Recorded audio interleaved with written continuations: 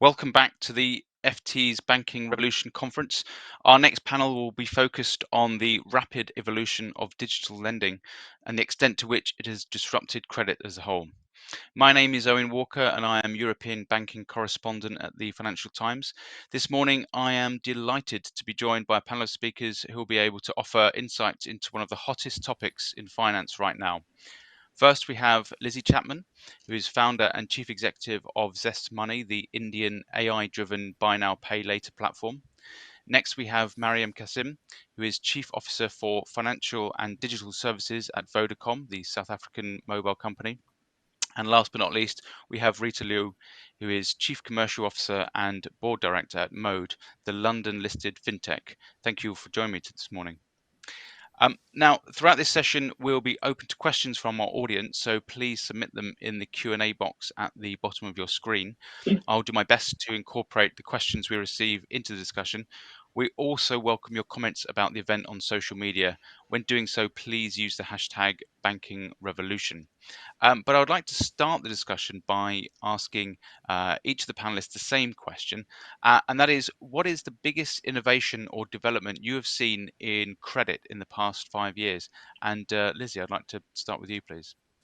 Sure, and obviously we're a little bit biased in terms of what we do at Zest Money, but I think from our perspective, the biggest evolution we've seen is much more control in the hands of consumers and consumers understanding credit business models in a way that they didn't before. And that has led to massive innovation in the way that credit is delivered. BNPL is the obvious derivative of that. I don't think BNPL is a surprising overnight success. I think it reflects the fact that consumers have wisened up to the implicit cynicism in a lot of traditional credit business models. And they now are looking for much more transparent, honest, and aligned business models that work for them. And that's what BNPL offers. It's really a change in the way that credit is serviced, distributed, and delivered commercially to the consumer. And I think it's driving a change across a range of financial services now that customers expect that level of transparency. Great, thanks very much. Mariam, your initial thoughts? Yeah, sure. I must say I totally agree with Lizzie. I think BNPL has definitely been one of those innovations. And I think, that's also linked to this whole concept of embedded credit. And consumers these days are just looking for partners who know them best, who understand them best. One of the biggest innovations we've seen on the telco side is the global trend of now starting to use telco consumption behavior as a predictor for credit scoring. And that starts to impact BNPL both on the consumer side, but what we're also finding for our small merchants and our SMMEs in our emerging markets, we're starting to do products or lending products, small business loan products, which are embedded into the point of sale device. So the transactions going through the point of sale device become an automatic credit predictor for that small merchant. And the repayments are happening as the transactions flow through. And so it therefore decreases the credit risk significantly for the small merchant. So very much a whole move around credit scoring, understanding the customer better, and using the immense amount of data that we have on customers. That's great. Thank you very much. And Rita, your thoughts? Yeah, thanks. So I'm going to echo Lizzie and Marianne on the consumer experience and also embedded angle. Actually, I had 10 years experience with Alipay. I was previously CEO of Alipay UK. So I think there are lots of successful examples of so-called super apps, built on the power of ecosystem. But I think, so super app is not just, lots of functions added into one app. It's actually a platform leveraging the power of ecosystem. So what Marianne mentioned, credit being we are able to, through super apps or a platform, we're able to embed credit into the process of transaction or life cycle of a merchants or consumers. And that makes the customer experience much better than traditionally you go apply for a credit card and then use it and then repay it, right? So I think the examples of very successful super apps in Asia, including Alipay or Gojek in Indonesia, that in leveraging the power of data and the power of embedding credit into the process of transaction is the biggest innovation I've seen in the past few years. Okay, that's great. Thank you. I noticed none of you mentioned the pandemic or COVID or anything along those lines, which has, clearly had a very big impact in terms of digital lending. I was just wondering if you had some thoughts about what's happened in the past 18 months or so, and the effect that's had on your sectors of the lending market. Lizzie, maybe coming first to you there. Sure. I mean, it's easy to talk about, how traumatic and stressful that period was, and I think it was for anybody that touches credit, whichever geography you're in. But I think it's more important to take a long view and step back. And certainly in our ecosystem, what the pandemic has served to do is catalyze the move towards complete digital adoption in a way that we had never anticipated. Specifically, what I am referring to is the way that banks have now understood what we have been preaching for the last, 2 decades. And so I actually just came back from a trip where I met all our bank partners face to face for the first time since the pandemic. And it was so eye-opening just to see the complete revolution in the way that they're now thinking about digital. It's not just an add-on additional channel. Suddenly they understand that this is the future and it's possible for their entire credit offering to be digitalized. And we all here are the gatekeepers to enabling that and giving them that support and expertise. And so I think what the pandemic will end up historically having done is catalyze new ways of working between the incumbents and tech companies to drive the pace of digital adoption much faster than we could have anticipated before. Okay, great. Thank you. And Rita, I don't know if you have any thoughts on that. Yeah, sure. So obviously at Mode, right now we're not offering credit product yet. But I think, just as Lizzie mentioned, I think the pandemic basically pushed forward, the trend of digitalization, no matter it's in financial services or payment. So that's why, Mode at the moment we're focused on building that that platform to digitize payment experience for merchants. So we're bringing out the QR code based platform or payment method based on open banking for merchants in UK, and also bring the benefit of cost saving to merchants. And while we're building that, we're building a direct relationship with merchants and consumers on our wallet or on our platform. So credit is definitely the next step for us to offer. So, but I think the digitalization is definitely pushed forward by the pandemic. Yeah, absolutely. Mariam, your thoughts on the impact of the pandemic? Yeah, I mean, at Vodacom, we were incredibly advantaged by the pandemic.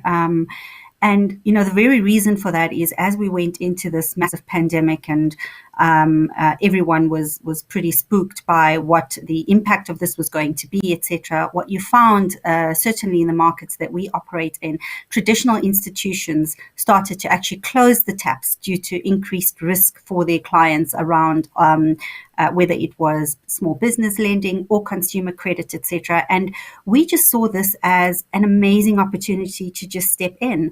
So I'll give you two examples. On our consumer side, we actually opened the tap around our credit scoring for our prepaid airtime credit product. And, Vodacom operates in a lot of markets where we do a significant amount of prepaid airtime versus postpaid airtime.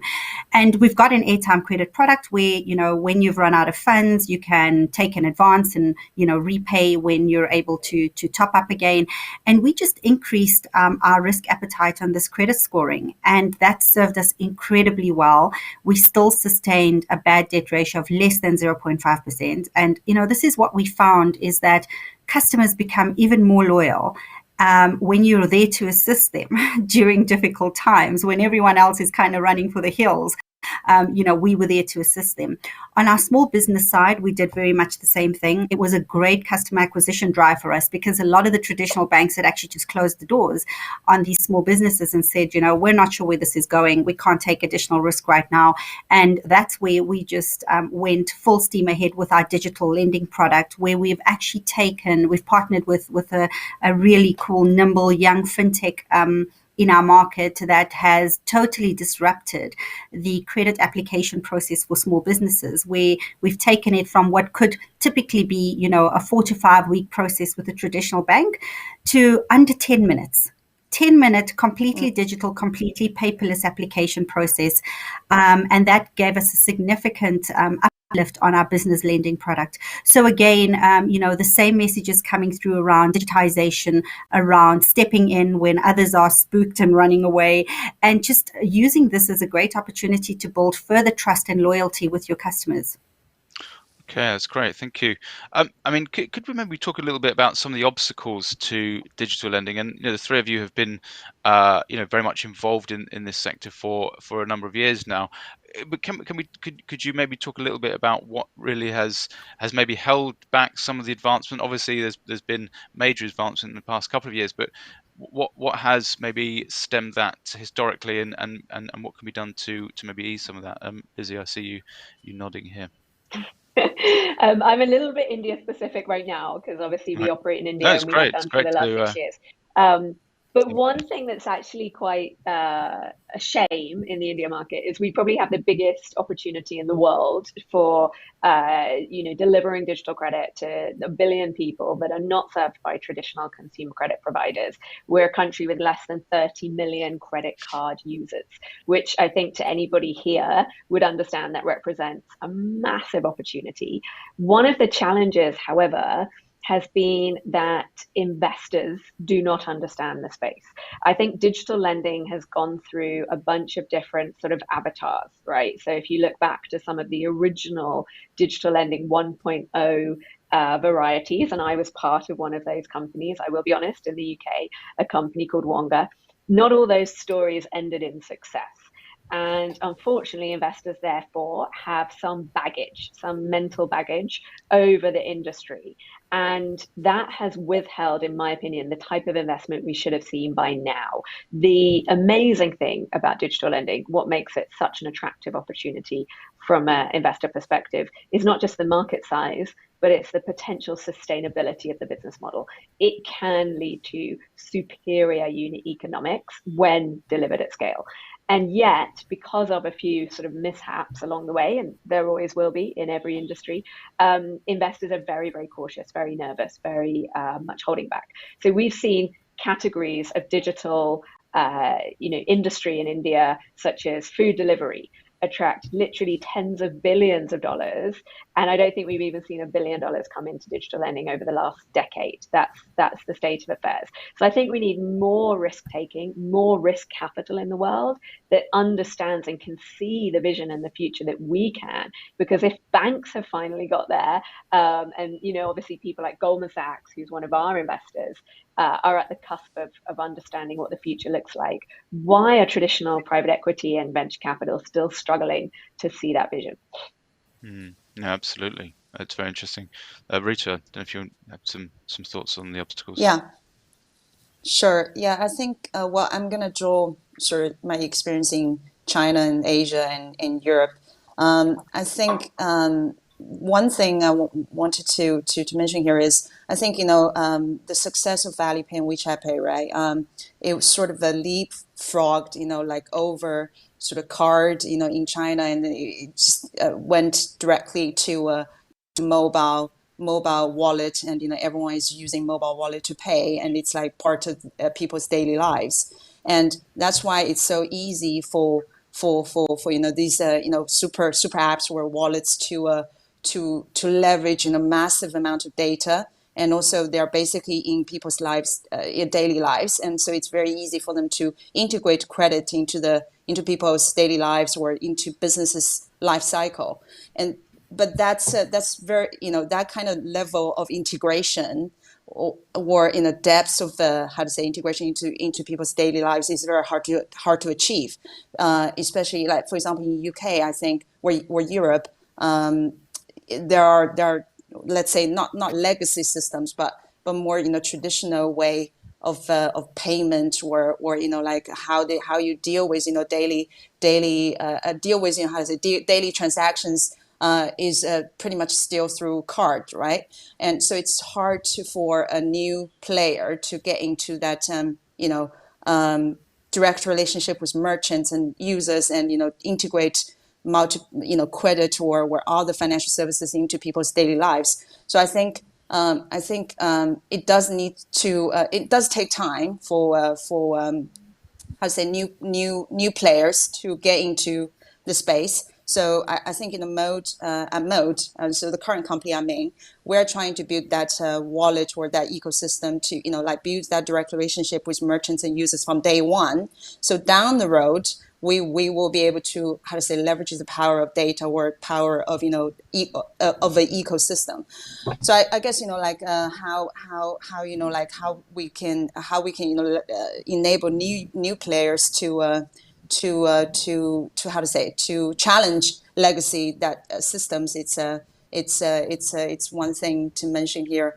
And of course, it's also I think those very successful players like Alipay, WeChat Pay, and some other examples in Asia. It's also in those markets are very used to new things, very, very, very happy to try new things. So that's why, like it's almost like what we see in those markets. Everyone can be a fintech, right? Like a delivery platform can become a fintech because it can achieve that kind of massive customer base very quickly, and then it gets deeply integrated into people's daily lives. And so they develop from there to offer other products like credit or payment or whatever. So that's also one thing to mention, like how the market is a market ripe for adoption of new technology or new products. That's also important for new players to take off. Great, thank you, Maria. Maybe your perspectives from South Africa in terms of some of the obstacles that have existed so far. Yeah, Owen, I'd say in my mind, three big obstacles that I'd like to mention. The first one around regulation, and I think we see the difference in regulation between the different countries that we operate in. Vodacom operates across the African continent, but you take a market like Kenya, where through our M-Pesa product, we've advanced over $3 billion in loans. And then you take, and of course, very light on credit regulation. And then you take a market like South Africa, also on the African continent, but super highly regulated from a credit point of view. And you compare that difference in terms of product innovation.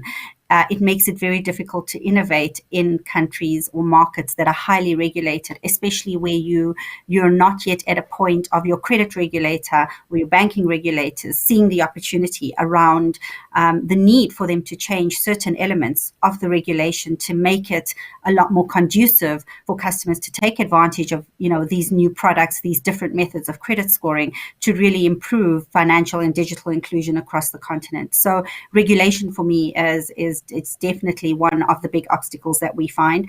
The second point is around digital literacy. And here we see that come through significantly across the African continent, where again, smartphone penetration in some of our markets is still so low, and people are still using 2G devices off,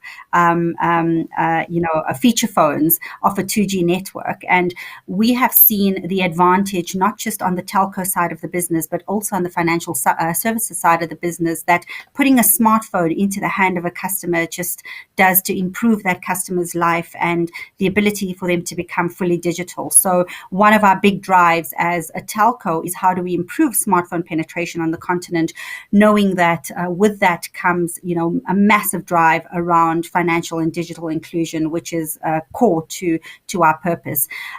We've just launched in South Africa Vodapay, which is our very own super app in partnership, Rita, with Alipay. It's actually yes. Alipay's first partnership on the African continent. we launched 7 days ago. This has been my little baby for the last 3 years. So super excited to see it go to market, and the uptake has been unbelievable. And this for me is really exciting. And we chose South Africa as the launch market because it is the most advanced from a smartphone penetration point of view. But the idea is that as we see the growth here, we then start to take it into our other opcos where smartphone penetration is starting to increase as well. So digital inclusion is a really big obstacle that we do need to crack in emerging markets. And then the third point is just around partnerships with the lenders or the balance sheet providers or the banks, to be honest, because on the African continent, I'm still struggling to find banks who are willing to partner and see the opportunity for them to grow and not see us as disruptive fintechs as a competitor, but actually see the opportunity to partner, see the opportunity to think differently around their very archaic credit scoring models, and partner with us to take advantage of the immense amount of data, the immense amount of data going into these new algorithms, which are giving us new ways of credit scoring customers. So yeah, those for me would be the top three obstacles that I see around digital lending. It seem pretty daunting, but you certainly seem to have the enthusiasm to tackle them. We've had some really good questions come in, actually, and this one says, by making lending so easy to access, how do players mitigate the risks of getting people into debts they can't afford, creating groups of people who will always be in debt? I don't know if anyone would like to come in on that point at all.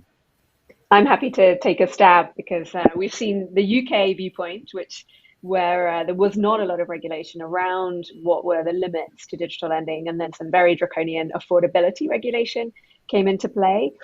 We've then personally as a business entered India, but we took a lot of the learnings from that UK experience to heart. And we believe that it's cognizant of the industry to proactively regulate itself, to not get into situations described there. So we focus extremely heavily on the concept of affordability. We feel that that's our moral duty, especially in a market like this where incomes are significantly lower than Western markets, but the products that customers want to buy are the same price. Affordability is absolutely crucial to the long-term sustainability of not just our business, but the entire industry and ecosystem. And we do a lot of initiatives here to drive financial education with customers across the board, not just our customers, but all consumers in this market, to help them understand their affordability limits and what are safe levels of indebtedness. We also work very heavily with credit bureaus in this regard. So we have formed a kind of industry body that works deeply with the bureaus to shape regulation around credit bureau reporting. We don't want to make the mistakes of Europe and India. We don't want there to be loopholes about who can and cannot report to bureaus. We believe all credit must be reported, and that's actually, again, safe and sustainable for everybody in the industry to have that complete transparency. And in a market where credit is emerging and growing, and we have a population that's pretty credit naive, I think is the way to describe it, it's actually our duty, responsibility to drive healthy credit behavior and healthy bureau reporting behavior, so that we never get into a situation of not knowing what is the outstanding on a per customer basis. So touch wood, in India today, we are very, very far away from the scenario described. We still have some of the lowest household debt to GDP ratios on the planet because people are naturally very thoughtful and conservative about their financial health. But we don't want to disrupt that by just ease of availability. So therefore, we're very active as an industry to drive best behavior, best practices, and consumer education. Yeah, it's great to. So I just wanted to come in on this. I think it's great to hear, Lizzie. You guys are doing it differently in India, just based on what I'm seeing in UK. Buy now pay later is so hot, and in US, right? It's so hot, and there are like multiple a dozen players, going out there chasing after merchants and users. Just like my personal view on this, I think buy now pay later just offered on checkout, easy credit offered on checkout is not innovation on digital lending. It's just making it easy without understanding customers, better I don't think that's innovation on digital lending. I think understanding customers better so that you're offering a credit that's affordable to them, but making it easier for them. That's the real innovation. But I think buy now pay later, just offer it on checkout and make it easy for customers to get credit is not the way to go. So that's why I think really going down the route of building a wallet, understanding the merchants and customers' behavior better, and then offer credit on top of that is the way to go. Yeah, just wanted to sort of comment on that on what I've seen in UK.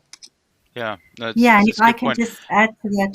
Please. Oh, sorry, Owen. If I could just add to that, I think, Rita makes a very good point around the correlation between irresponsible credit lending and BNPL, or specifically embedded credit products. It just decreases that risk completely, in that you're no longer giving a consumer, an open-ended credit facility, which they can use for whatever they want. I think just the fact that it's linked to a product automatically just decreases that risk of irresponsible lending. And then second to that is, just from a Vodacom point of view, being one of the largest, most trusted and respected brands in the African continent, there's a very big focus around responsible lending. And so this is something that, I guess big brands have to take very seriously as they move into the space of credit. Okay, I mean, you've mentioned that the buy now pay later. I mean, what phenomenal growth we've seen in the past few years. You only have to look at the take up in North America, in Australia, in the UK, and clearly, Lizzie, I'm sure you're starting to see that in India too. Is this growth, is this boom, is this sustainable? Is this there are projections that it will be continuing for another couple of more years, but is this something that is sustainable, or could regulators start snapping at the heels a little bit and maybe constricting some of the activity? Lizzie, maybe your initial thoughts on that. So I think they already are. We're definitely seeing that in the UK, and we're pleased to see that, because I don't think we want to go through another payday scenario as we saw in the past. So it's a shame that Europe has been on the back foot and is now stepping in to regulate. I think it could have been done a bit more with foresight. In India, it's a completely different story, thankfully. We have a regulator here who's actually incredibly digitally aware. They scan the world for new business models. They sometimes over-regulate. So crypto is a good example. I know that's a hot topic today, but crypto is something that's highly, highly regulated in India right now, but will slowly open up. Same with lending, digital lending. We are all regulated under the exact same guidelines as a bank or what's called a non-bank financial company. We have to adhere to exactly the same guidelines around collections, around KYC, et cetera, et cetera. What that means is the industry is probably growing a bit more slowly than in Western markets, but in my opinion, it's growing in a much more sustainable way. And because we are regulated in the same way as a bank, banks are actually much more comfortable working with us. So it was interesting to hear Marian's example from Africa, that banks are struggling to do these fintech partnerships. I would say India is a poster child, especially in BNPL, for banks and tech working together. And I think that truly is the only way to make these models scalable and sustainable in the long run. We need, even if it's not partnerships, we need an ecosystem that collaborates and works together on initiatives like credit bureau reporting, like consumer education. So I think I can't talk for the world. I do hope that we continue to see the boom that we've seen, certainly in share prices of BNPL companies. But I know that in emerging markets, this is here to stay. And I hope that it's built in a sustainable way based on the learnings from where things ran a bit too fast, maybe in the West. Right, thank you. Rita, I don't know if you have anything to add there at all. Yeah, so I think probably the short answer is if it continues to be the current going as the current model, I don't think it's sustainable. And first of all, as you already mentioned, regulators are coming to into the sector. And second, I don't think on the consumer and merchant front it's sustainable either. For merchants, actually, I mean, what I'm seeing, the buy now pay later players are charging a very high fee for merchants in UK. Even though it probably improves a little more conversion at the checkout, but ultimately, I think the margin, the impact on the margin for the merchants is probably negative because the fees for merchants are very high to accept buy now pay later payment method. And then on the consumer side, we've already seen all this mess about young people not able to pay back. So, but I think responsible players we've seen that in UK, responsible players are already going into probably actively collaborate with regulators, and also look to improve understanding or financial literacy of the customers about credit, how they can educate the customers about not taking out credit that they cannot afford. But I think ultimately the more sustainable model of credit is through ecosystem or platforms understanding the merchants and customers better to offer digital credit. But again, I think buy now pay later players in UK, for example, they definitely have improved the customer experience. But the current model, I don't think it can be sustainable. Okay, thanks. Miriam, if you have anything to add on buy now, pay later. Yeah. Yeah, definitely. It's so interesting to hear Rita's point on buy now, pay later products attracting really high interest rates. What we've seen with launching these types of products within a telco, and I guess one of the advantages of being a telco like Vodacom, we've got access to, over 200 million people on the African continent across all our markets. We find that the partners who we partner with on the BNPL products, being the merchants on the other side, are actually very happy to co-fund some of the discount given, which we then pass on to the customer for a BNPL product. So ultimately, we end up offering products to our customers at very low interest rates. Some are even zero rated, so zero interest charged, especially where we are operating in regulated markets and we don't want to get into the credit ambit for a BNPL product just due to the fact that the value is so low. We offer it at 0% interest. But the credit risk is actually covered by the merchant, who's willing to pay an upfront customer acquisition fee for the fact that we've brought that customer to the table. So we've just launched a product with Nando's. I'm sure everyone knows Nando's, proudly South African fast food outlet. And using our same credit scoring algorithm from our airtime credit product, we've now been able to offer customers an opportunity to go eat a burger and pay later at 0% interest. And this is all underpinned by our very strong credit scoring algorithm, which we use for the airtime credit product. And this amount varies anywhere from, I'd say, $50 to about $10 in value. So really starting to get into that nano credit, nano BNPL type segment, which is very relevant to us in emerging markets. So yeah, I think interesting to look at the different takes that BNPL has in different markets. Absolutely, yeah, really great insights. We've That's had a couple that's more a really questions. interesting model, Marian. Sorry. Yeah, I mean, from some of our merchants, Rita, we're getting up to a 30% discount, purely because that's what they Right. would have ordinarily spent to acquire that customer. And we're just making it work from the customer acquisition fee, or what they would have spent on marketing and promotions anyway. And the customer loves it because it's 0% interest.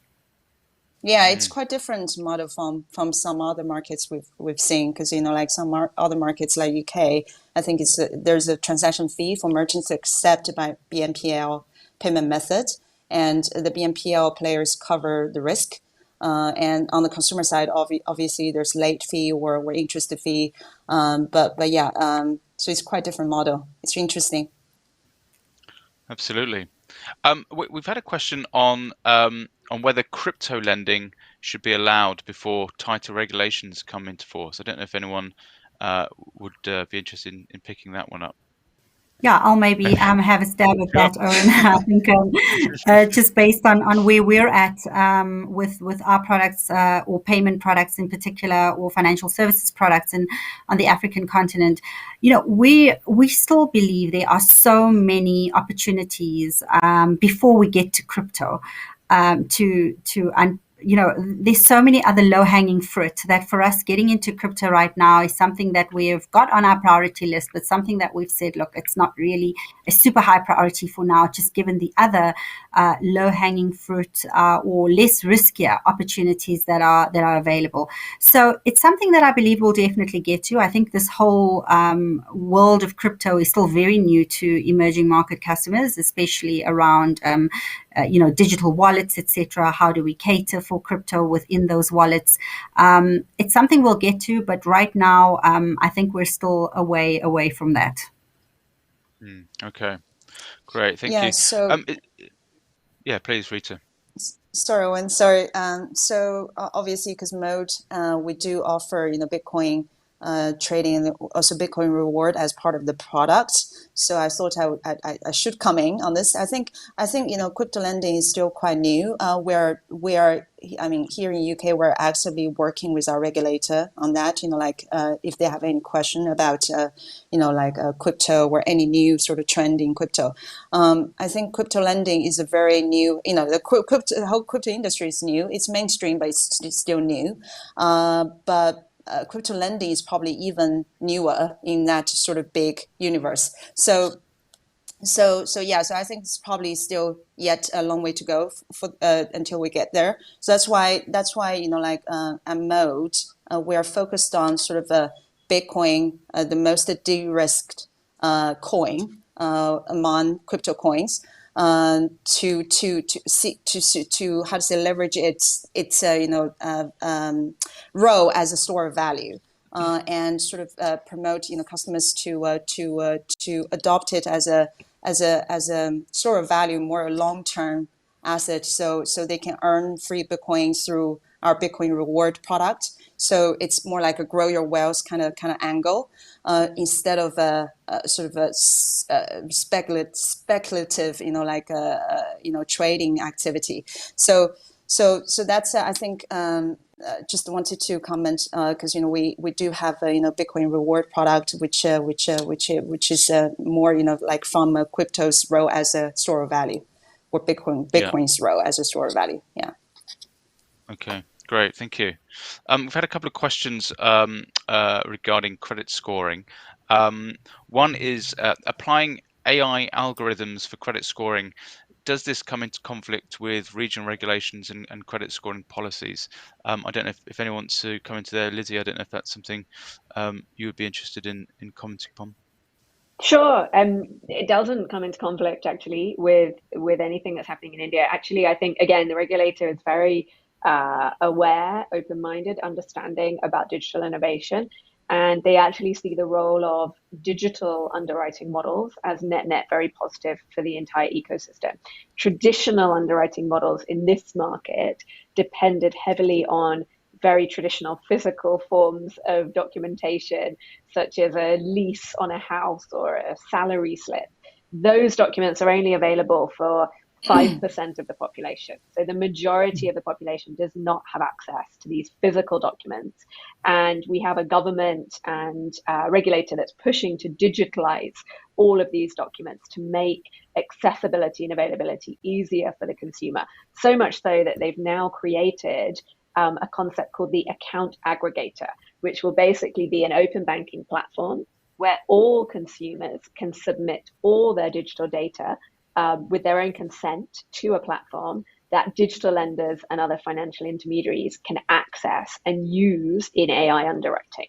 So I don't see the conflict at all. I actually think, again, if digital lenders in respective markets are good at interfacing, evangelizing, and explaining how AI algorithms work, regulators will understand that they provide an unlock and a sort of digital super boost to economic consumption, which is actually very, very positive, and leads to a much more fair and objective distribution of credit versus just one small percentage of the population getting into over leverage. So we don't see a conflict. We see a very sort of positive reception from discussions we've had with the regulator here on specifically AI underwriting.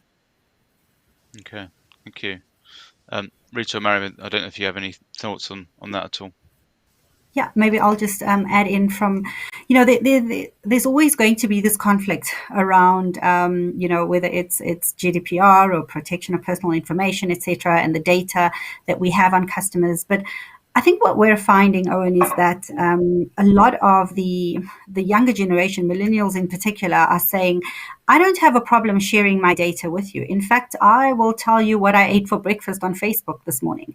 I don't have a problem sharing my information as long as I believe I can trust that you will not abuse the information that I share with you, and you will constantly use it to ensure that you are providing personalized propositions to me, demonstrating that you know me better than anyone else does.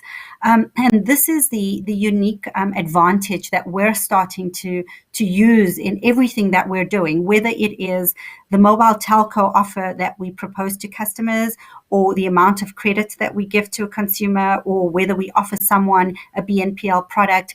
It's taking that massive amount of data that we have on customers and utilizing it in a manner that is always giving value back to the customer, whether it is at 0% interest or whether it is a much bigger discount on a specific product, because we're saying we just know you better. We know what you want. We know when you're going to want it. And we can only do that if we have access to your data.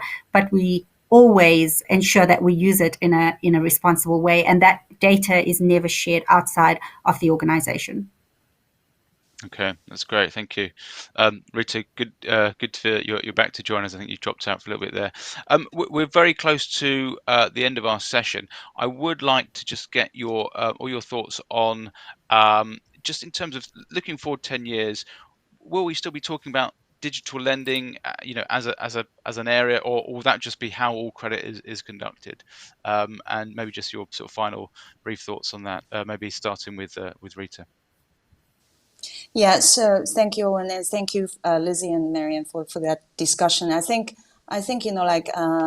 customer experience and fintech being able to financial services or technology companies being able to really help people in need or businesses in need is something that we should all aim for.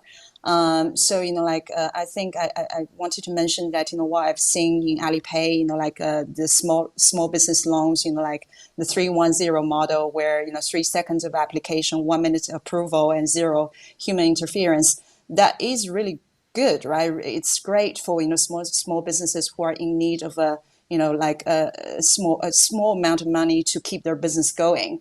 So I think fintech do need to work with the regulators and work towards this sort of future of digitizing the credit experience, credit process, and help people and business in need.